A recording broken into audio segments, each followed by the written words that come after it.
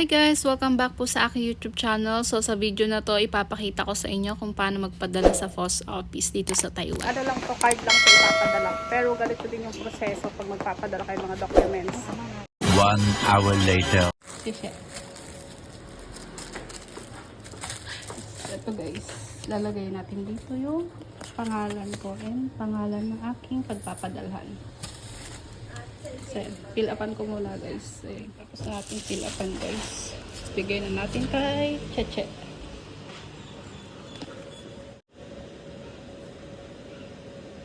Okay, hintay na natin. Mintian tao okay ma? 我看一下哈， Okay. Sabi ko bukas kung pwede dumating.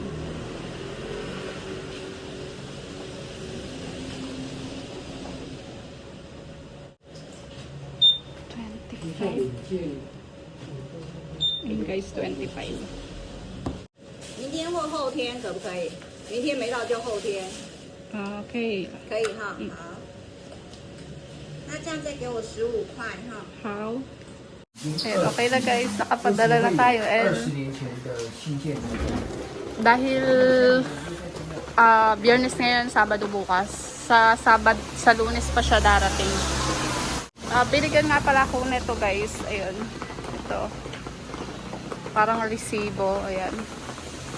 And so ayun nga. Dahil Sabado bukas, walang magdi-deliver, walang pasok syempre. So sa ano na yon, sa may Lunes na darating. So yun guys, gano'n lang po magpadala ng documents dito sa Taiwan or kahit package, gano'n lang din. Pero syempre, mas mahal lang pag-package kasi mabigat-bigat na yun. Bye guys! God bless! Ingat po tayong lahat. 哎，先生好，我这边北投旗盐邮局哦，我想请问一下有没有一封招领邮件是937292？好，谢谢。他是写邮件投递中，应该还没转到你这里。好，这里没有招领。哦，那就是等他招。我现在有查到是邮件投递中啊，那等于投递部门哈。好好，那我知道了，谢谢你哦，好，谢谢。 Nagkamali ako ng sulat doon sa may address ng pinagpadalhan ko. Ayun, bumalik ulit ako dito sa post office para sabihin. Tapos,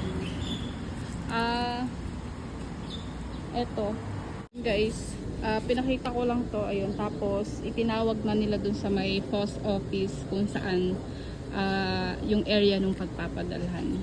So, ayun. Ayun, namali kasi ako guys ng sulat doon. So, ayan. Pinuntahan ko lang dito, sinabi ko na mali yung address, tapos pinakita ko yung address na talagang yung tamang address, tapos ayun, tinawagan na nila. So, dadalhin nyo lang to guys pag gano'n, nagkamali kayo ng address.